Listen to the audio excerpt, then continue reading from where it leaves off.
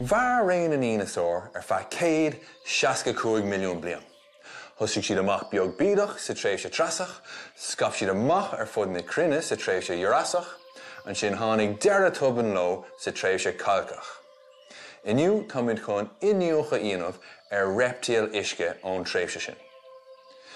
Ach ar dús, go hifigúil, ní dinosaur ein anmhí a raibh an etalt nó raibh cóinéir san isce.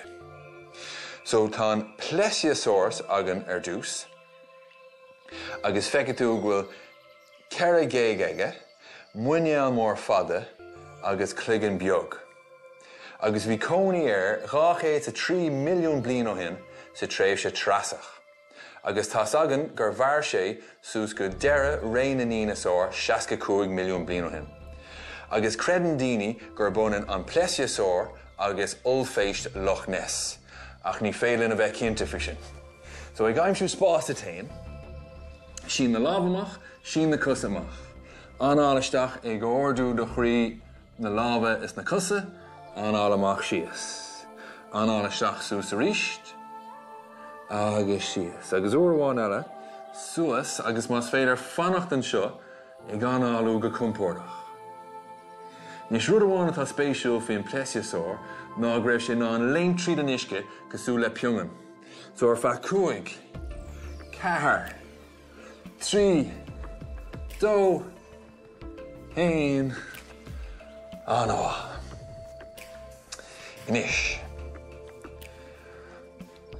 An Mosasaurus. So bhí cóinéir 68 milliún bliain ó shin, thar timpeall ar an aigean Atlantach. Agus tháinig paleontóla ionta sí in átainna cosú leis an ghearmáin agus an ísiltír. Agus feice tú go raibh bléasc mór fada aige agus arable mór láidir ag gubba in airde. So ag aimsiú spás a tain a ríist.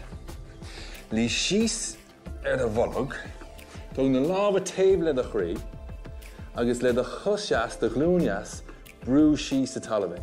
Den ordig de chus clé. Nis tóg bun de chusseas nó bean an chus faoin lún. So an arable mór láidir sin ag gubas an air. Agus ag snáb tríd an isce ar feadh 5, 4, níos tá bóla más malat 3, 2, 1.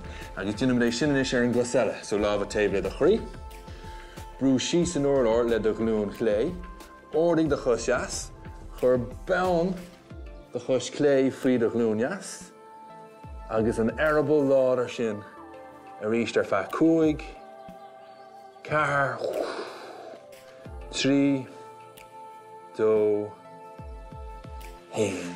Ar house. So sin reptíal isce ó chréimhse na dinosaur. An Mosasaurus agus an Plesiosaur.